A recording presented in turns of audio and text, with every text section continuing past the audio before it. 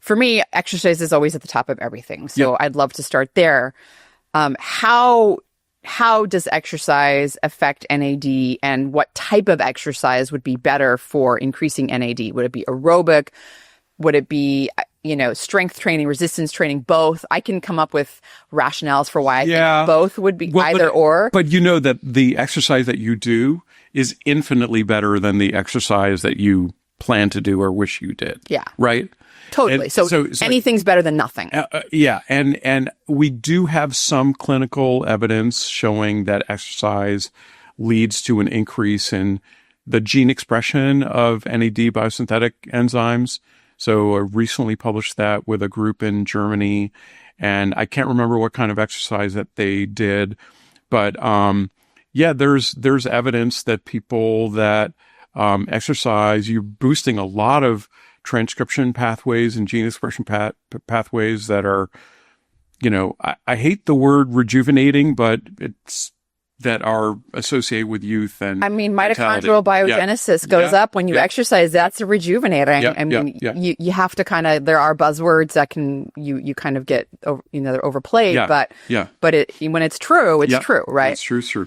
Does mitochondrial biogenesis play a role in some of the NAD increases as well? If you're making more mitochondria, is it like an adaptation where the body's like, we need more of this, NAD around? So it's like this response. There's a key transcription factor that responds to the NAD system, and then, you make more mitochondria, you have better beta oxidation. How does NAD play a role in exercise recovery?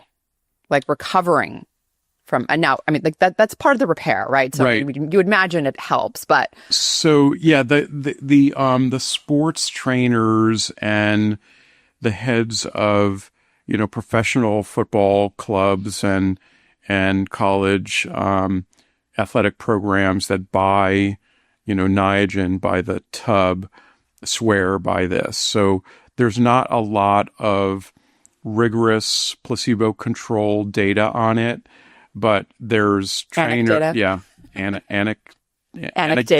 Yeah. Yes. There's, and there's like photos of two advisors of Niagen, myself and Dr. Rudolph Tanzi, who's a professor at Harvard, with Bill Belichick when he was the coach of the New England Patriots and the coach of a 40-year-old Tom Brady. So it's well known that the Patriots took Niagen for many years. I don't actually know whether they're still taking it post Belichick, but it's in a lot of training rooms for the reason of recovery. Have any of the exercise physiology scientists become interested in looking at this? Yeah, I think that it's something that really needs to be studied in, laboratory exercise physiology science, because you can do those kinds of trials, right? You can work people really hard on a bicycle and, see whether you can work them as hard the following day, right? Yeah. And not just recovery, but in performance. You'd think if you're taxing the NAD so that you're consuming more NAD, your muscles are working harder. And like you said, the adaptation is that you're increasing transcription. You're going to, whatever these genes or enzymes that are important for making more NAD are going to be increased. So you're going to make more NAD because your body knows I'm using more. I need to respond to that. It would be interesting to know if you supplemented with the precursor, if that also was beneficial. Right. I would assume it would be, but it would be nice. Synergistic, right?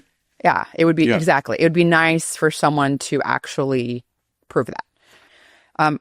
I think to me, it's a little bit, for me, it's becoming clear, the pattern, which is, there is room for improvement, particularly in people that are unhealthy, whether that's because they don't exercise a lot or they're obese or, if you are making the lifestyle changes, that's the most important thing, right? If you can add this on in addition to that, like you said, like weight loss, expecting someone to take nicotinamide riboside and lose weight in 13 weeks is, you have to do something in addition to that, right? Yeah. Especially if that's helping with the energy and inflammation status and things. So if there's a healthy individual out there, right, someone who's not overweight or obese, someone that is physically active, and they do want to add what would you say is the best argument for adding? I think I already know your answer, but I'm going to ask you anyways. The best argument for adding a NAD precursor like nicotinamide riboside to their routine, and the best argument why they don't need to do that. Yeah, I think the best argument is probably workout recovery, right? Because it synergizes so well, with exercise and exercise makes everything else work better. Amazing. Okay. Yeah. And I think it's worth a try. Well, full disclosure here, I have been taking True Niagen for since August, and I do a lot of other things, but my recovery is great. That's why, and I work out a lot. Great to hear. So great recovery. And then I was going to say inflammation as well, but because even a healthy individual, there's always, maybe a little bit of room for recovery. But I like that. I like that answer.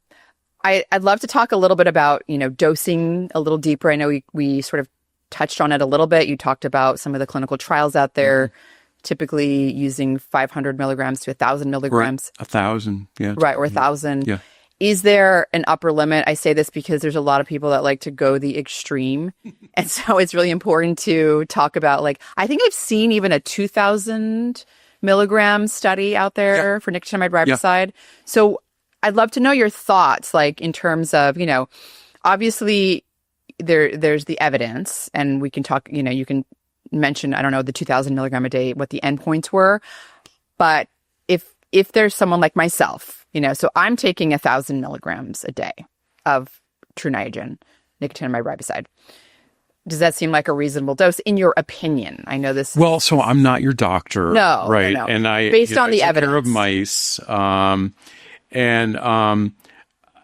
think that, for most people, 500 milligrams to 1,000 milligrams is a substantive amount of NR to take.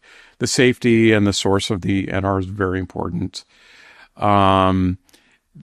This material has been safety tested up to 3 grams per day in certain populations.